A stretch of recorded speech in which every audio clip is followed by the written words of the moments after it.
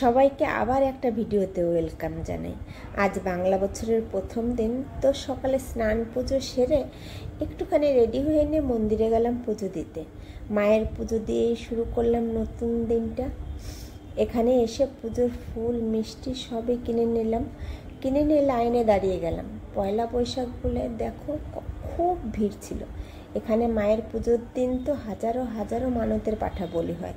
এটা হচ্ছে আমাদের শকুন্তলা মায়ের মন্দির। শকুন্তলা মা খুব জাগ্রত, জানো তো। যেদিন পুজো হয় সেদিন দূর দূরান্ত থেকে সবাই আসে মায়ের পুজো দিতে।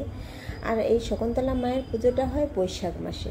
সারা বছর মায়ের থানে পুজো দিতে হয়, কারণ মা বছরে একদিনের জন্য আসেন। সারা রাত ধরে চলে মায়ের পুজো, আবার ভোরে মায়ের চলে যাওয়ারও পালা চলে আসে। সবাইকে জানাই শুভ নববর্ষের প্রীতি ও শুভেচ্ছা। আজকে অনেকটা দেরি হয়ে গেছে, কারণ মন্দিরে আজকে প্রচুর ভিড় ছিল। একটা ছিল পয়লা বৈশাখ, তারপরে মঙ্গলবার। তো পয়লা বৈশাখের দিন তো সব দোকানের সবাই আসে পুজো খাতা নিয়ে পুজো করতে, তো সবাই পুজো করতে এসেছিল। তারপরে ছিল মঙ্গলবার। এখানে আমাদের এই মন্দিরে শনি আর মঙ্গলবার খুব ভিড় হয়, তো সেজন্য আমার আসতে অনেকটাই দেরি হয়ে গেছে। আজ রান্না করব পনির। তার জন্য আমি সবজি কেটে নিলাম। বৈশাখ মাসের প্রত্যেক মঙ্গলবারে আমি মা মঙ্গলচণ্ডীর পুজো করি বলে আজ মেনুতে সব নিরামিষই ছিল। তো সেজন্য আমি এখানে দেখো কালারফুল যে ক্যাপসিকামগুলো সেগুলো কেটে নিলাম, যাতে সবজিটা একটু কালারফুল লাগে দেখতে। তারপরে এখানে আমি ক্যাপসিকামগুলো কেটে নিয়ে প্রথমে আমি বেগুন ভেজে তুলে রেখেছিলাম। তারপরে পনিরও রান্না করে নিয়েছি।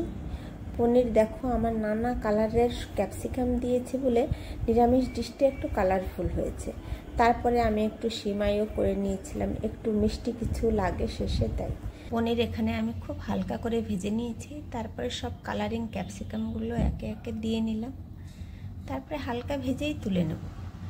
নিয়ে তারপরে ওই কড়াইয়ে মশলা আমি এখানে জিরে, ধনে, পোস্ত, শুকনো লঙ্কার গুঁড়ো, আদা পেস্ট সব একসঙ্গে কষিয়ে নিয়ে তারপরে সেই সবজিগুলো দিয়ে আবার জল দিয়ে দিলাম। এদিকে আমি সিমইয়ের জন্য সিমইটা একটু ঘিতে ভেজে নিলাম। ভেজে নিয়ে এদিকে আমার দুধও জাল হয়ে গেছে। দুটো তেজপাতা আর দুটো এলাচ দিয়ে একটু চিনি দিয়ে দিলাম, ব্যাস সিমইও এদিকে আমার হয়ে গেছে। সিমইটা দিয়ে অল্প কয়েকটা কাজু দিয়ে 1 চামচ ঘি দিয়ে সেটাও আমি নামিয়ে নিলাম। হয়ে গেল আমার এদিকে সিমই রান্না। পনির রান্না এখানে আমার হয়ে গেছে। আর করেছিলাম মিষ্টি আলু বা রাঙা আলুর পরোটা। শুধু মিষ্টি আলু আর একটু লবণ আর আটা দিয়ে ভালো করে মেখে নিয়েছিলাম। তারপরে এরকম পরোটা ভেজে নিয়েছি। তো মেনুতে ছিল রাঙা আলুর পরোটা, বেগুন ভাজা, পনির আর সিমাই। ওকে, তোমাদের সারাদিন কেমন গেল, পয়লা বৈশাখটা কেমন কাটলো অবশ্যই লিখে জানাবে।